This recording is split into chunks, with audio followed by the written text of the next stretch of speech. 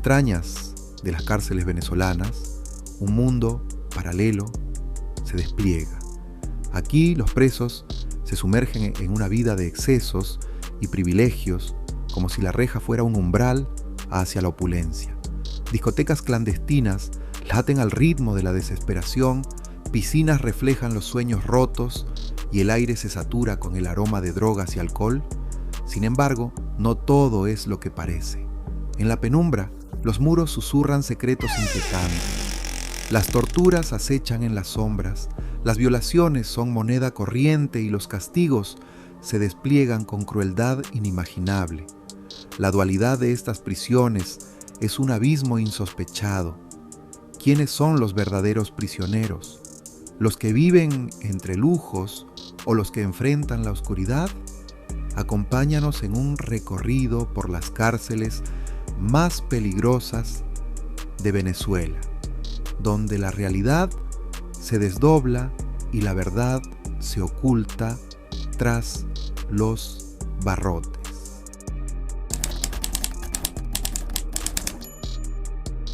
Tocorón, oficialmente conocido como el Centro Penitenciario de Aragua, es una prisión ubicada en el sur del estado Aragua, Venezuela.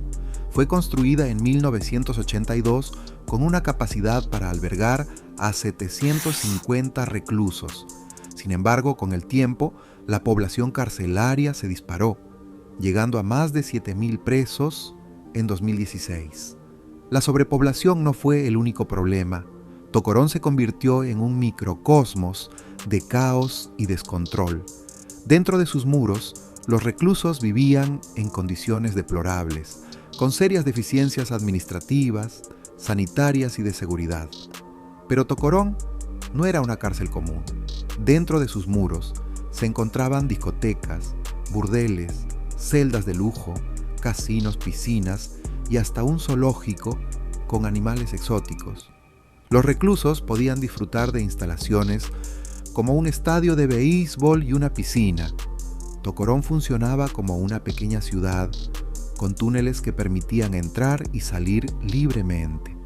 En septiembre de 2023, Tocorón se convirtió en el foco de atención a nivel nacional e internacional debido a una operación dirigida por la Fuerza Armada Nacional Bolivariana. Esta operación, conocida como Operación Liberación Cacique Guaycaipuro, involucró a 11.000 agentes de seguridad con el objetivo de desmantelar la megabanda criminal Tren de Aragua. El Tren de Aragua, una de las bandas criminales más poderosas de Venezuela, había tomado el control de la cárcel. Desde Tocorón, esta banda dirigía una red criminal que se extendía a varios países de América Latina, involucrándose en tráfico de personas, prostitución y extorsión de migrantes. Héctor Guerrero, conocido como el Niño Guerrero, líder del Tren de Aragua, escapó durante la intervención. La operación fue una de las más grandes y complejas en la historia reciente de Venezuela, pero también generó escepticismo y críticas debido a la falta de transparencia y la incapacidad inicial de las autoridades para confirmar el paradero de muchos reclusos. Antes de la intervención, Tocorón era un lugar donde los reclusos podían apostar en carreras de caballos, obtener préstamos en un banco improvisado y bailar toda la noche en una discoteca llamada Tokio. Incluso en medio de la crisis económica de Venezuela, los locales acudían a Tocorón para comprar productos esenciales que no podían encontrar en otros lugares. Durante la intervención, se vieron guardias de seguridad llevando motocicletas, televisores y microondas fuera de la cárcel mientras los reclusos eran trasladados. Aunque la operación cerró el centro de operaciones del Tren de Aragua, los líderes de esta organización y sus células en el extranjero pueden seguir funcionando. Tocorón, una cárcel que se convirtió en una ciudad del crimen, refleja la compleja realidad del sistema penitenciario venezolano. La intervención de 2023 marcó un punto de inflexión, pero la historia de crueldad y descontrol sigue viva en la memoria de muchos. Iris Varela, ex diputada y ministra de Servicios Penitenciarios de Venezuela, desempeñó un papel crucial en la administración de las cárceles del país desde 2011 hasta 2019. Su gestión fue una mezcla de intentos de reforma y controversia. Varela fue responsable de varias políticas destinadas a mejorar las condiciones penitenciarias, pero su legado está marcado tanto por ambiciones como por críticas. La gestión de Iris Varela ofrece una perspectiva compleja sobre los desafíos y fracasos en la reforma del sistema penitenciario en Venezuela. Mientras intentaba modernizar y controlar las prisiones, las realidades en lugares como Tocorón y el Helicoide muestran la dificultad de transformar un sistema tan arraigado en corrupción y desorden.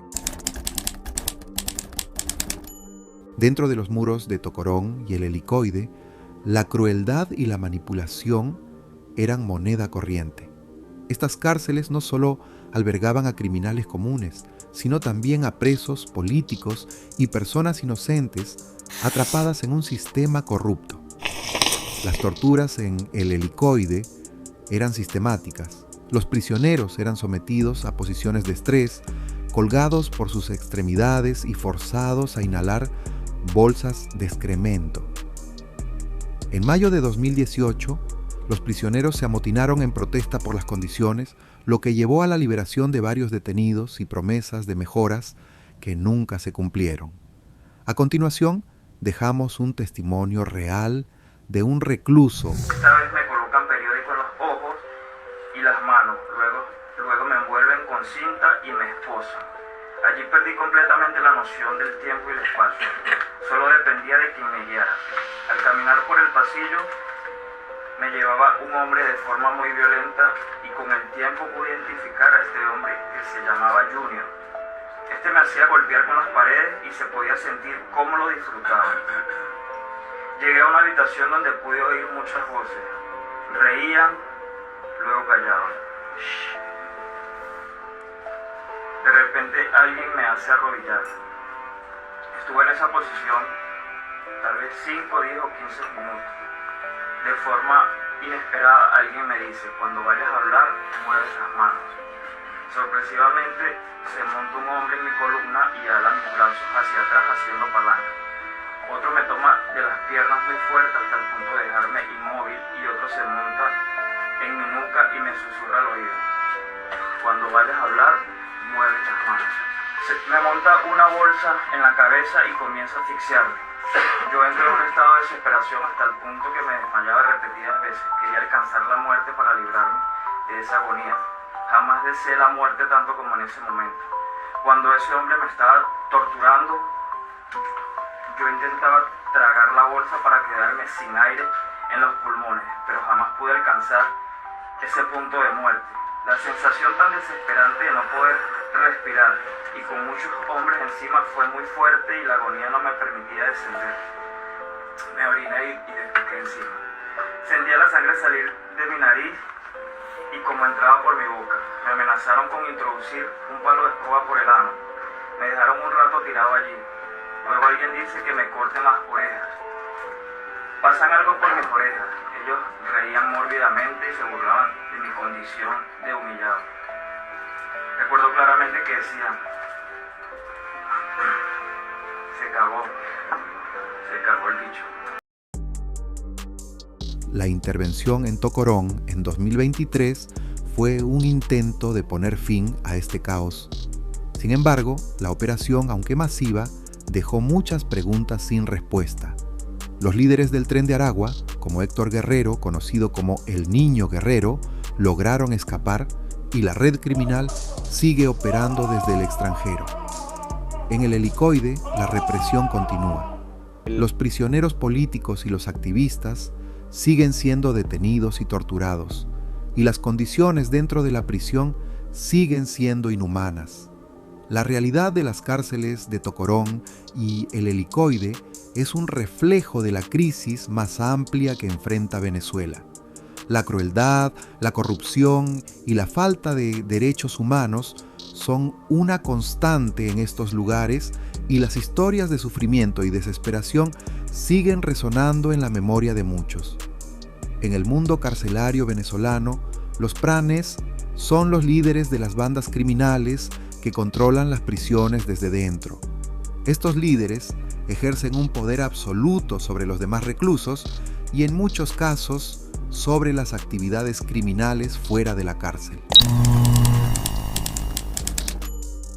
Durante la intervención en Tocorón en septiembre de 2023, las autoridades descubrieron una red de túneles que permitían a los pranes y otros reclusos escapar.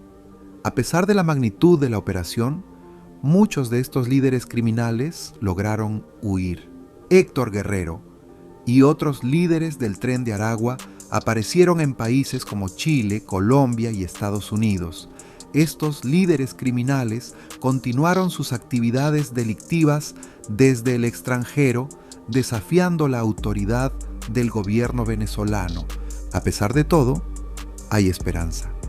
La lucha por los derechos humanos y la justicia continúa, y cada día más personas se unen a esta causa. La historia de Tocorón y el helicoide es una historia de sufrimiento, pero también de resistencia y esperanza. Gracias por acompañarnos en este recorrido por las cárceles más infames de Venezuela. No olviden suscribirse a Pronto Ven para más historias impactantes. Hasta la próxima.